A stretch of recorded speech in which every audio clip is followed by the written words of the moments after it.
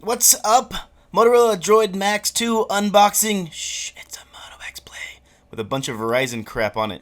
Well, let's take a quick look at a unboxing of this phone. It's got this nice black matte boxing, which is kind of cool, minus the fact that you get your fingerprints all over it. Really, you can actually see your actual fingerprints, the ridges, the whole thing. So it's a kind of a fingerprint magnet. Anyways, it's just a box, whatever.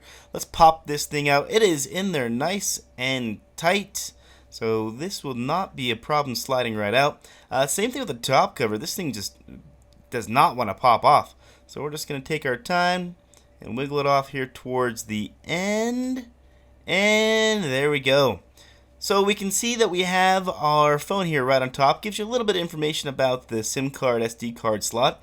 And we can pop out the internal portions. Let's see what else is in this box. And my favorite part of any phone unboxing has got to be these instructions. Oh, it does have a micro SIM card slot removal tool. So that's kind of cool. We must read our product safety and warranty information. You do need all of it, whatever. We also have our charge block and cable. This does come with turbocharge, so you're supposed to gain massive amounts of battery in a short amount of time. So that's kind of cool with this phone. Let's take a look at the external service. We have our SIM card, micro SD card slot, headphone jack on that side. We have our lovely Motorola textured button. I actually really like the textured power button.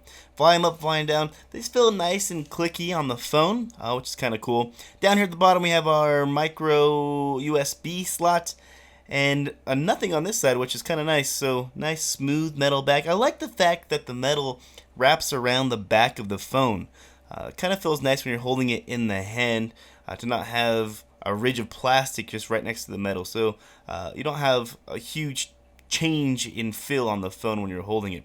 You also get the dimple on the back, which is kind of nice when you're holding your phone. You actually end up liking it a little bit more than I thought that I would.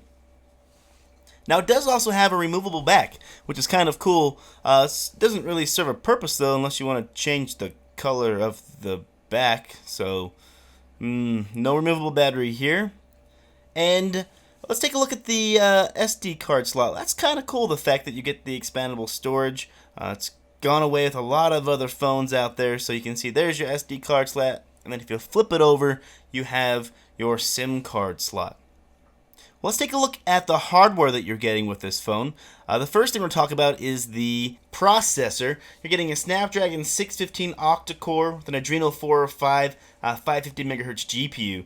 So it's not the best processor out there. It's not the Snapdragon 810, but this is a budget phone, so you can't be expecting all that crazy stuff. You're getting 2 gigs of RAM, which isn't the most amount of RAM that you can get these days. I mean, 3 gigs is something we've seen a lot. But you do get that micro SD card slot. The screen itself is a 1080p.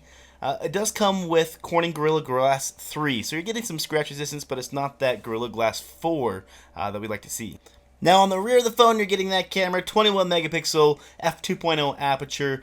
You get video capture up to 1080p HD 30 FPS, so it's not the best camera out there, but it's really not the worst that you can do either. You're getting a gigantic battery. They claim 48 hours of usage. We'll see about that. It's huge. It's 3,630 milliamps, which is, well, that's a really, really big battery. But it also comes with that water repellent coating, which is kind of cool. I mean, I have kids and, things happen. They do. It's unfortunate.